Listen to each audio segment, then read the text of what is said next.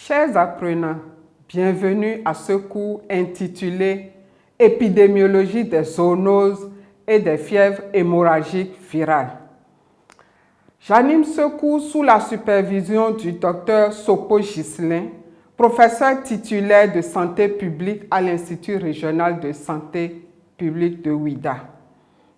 Moi-même, je suis Dr Mongbo Virginie, maître assistante dans le même institut. Pourquoi ce cours? Pourquoi il est important de faire ce cours?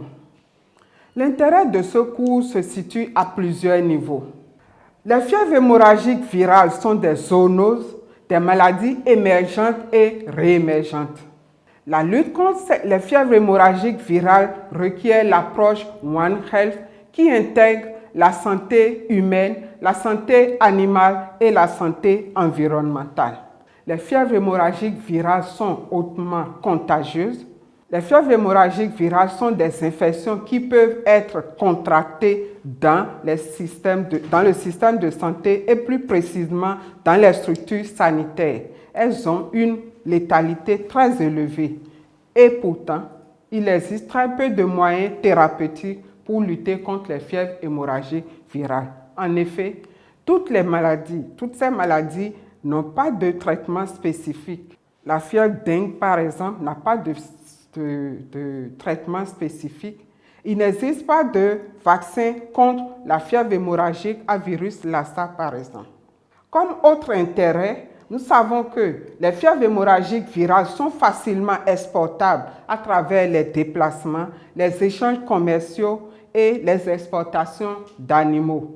Plusieurs catégories socio-professionnelles sont exposées à ces maladies, à savoir les agents de santé, les vétérinaires, les forestiers sont des professionnels de santé exposés aux fièvres hémorragiques virales.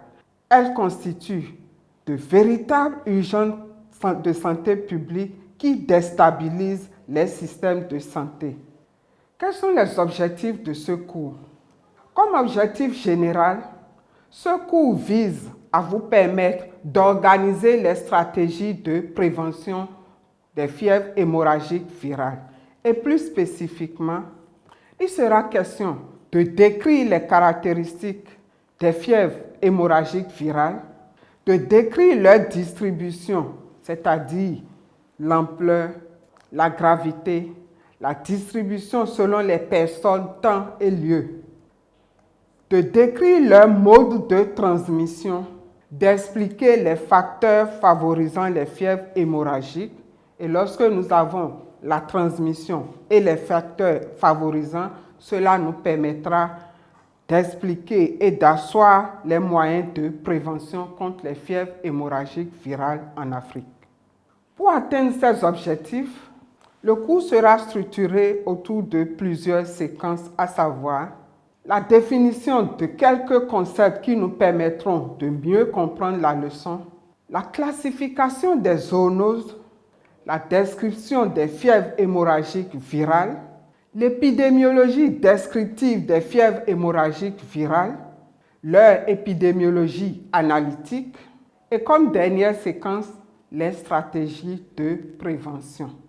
Pour atteindre ces objectifs, nous aurons plusieurs méthodes d'enseignement, à savoir les méthodes interrogatives et les méthodes de découverte. C'est-à-dire qu'à partir des questions, vous serez amené à faire des recherches pour construire la connaissance sur les fièvres hémorragiques virales et ensuite, nous, enseignants ou facilitateurs, nous viendrons vous faire la synthèse. Tout ceci se fera en mode hybride, c'est-à-dire que le cours sera en bonne partie en présentiel et en ligne. Comme technique d'apprentissage, vous aurez des exercices individuels, des exercices en groupe qui seront suivis de plénières. Et donc, sur la plateforme Moodle, vous irez, selon vos identifiants et vos mots de passe, vous irez et vous y trouverez le plan de cours. Dans le plan de cours, vous aurez la programmation de chaque séquence. Vous y trouverez aussi les rendez-vous, les différents rendez-vous. Sur la plateforme, vous aurez aussi le forum, un environnement d'échange, échange qui vous permettra de poser vos différentes questions pendant que vous lisez les différents documents. Vous y laisserez vos questions et nous reviendrons selon le programme qui est déjà fixé sur le plan de cours. Nous viendrons répondre à vos questions. Sur la plateforme, vous trouverez aussi le lien pour nos réunions synchrones, c'est-à-dire que selon le plan de cours, vous avez la programmation et il y a un programme pour les séances de synthèse avec les apprenants. Donc, pendant cette séance que nous appelons séance synchrone où vous êtes en ligne, nous sommes aussi en ligne, ce sera à travers des liens Zoom qui sont renseignés sur la plateforme.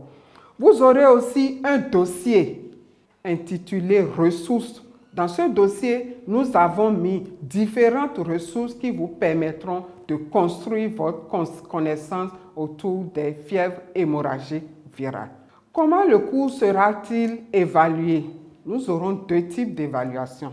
L'évaluation formative qui sera faite à la fin de chaque séance à travers des QCM auxquels vous aurez à répondre en ligne sur la plateforme et l'évaluation sommative qui sera sous forme d'examen sur table.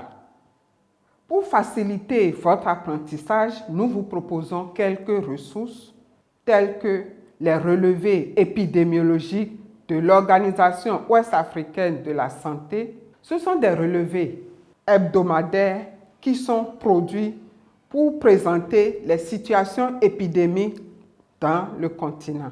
Comme autre ressource, nous vous proposons le livre de Pili intitulé « Maladies infectieuses tropicales » de 2022, le livre de Pierre Aubry intitulé « Médecine tropicale » de 2023 et autres ressources auxquelles vous pourrez accéder sur le site de l'OMS, c'est ce que nous appelons les repères de l'OMS, repères que l'OMS nous propose pour chaque pathologie. Ainsi donc, chers apprenants, nous venons d'introduire la leçon sur l'épidémiologie des zoonoses et des fièvres hémorragiques virales. Nous vous avons présenté l'intérêt de ce cours, ses objectifs, les différentes séquences.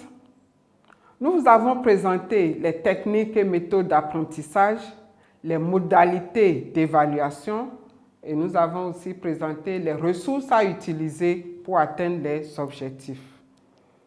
À présent, notre première séquence portera sur la classification des zoonoses.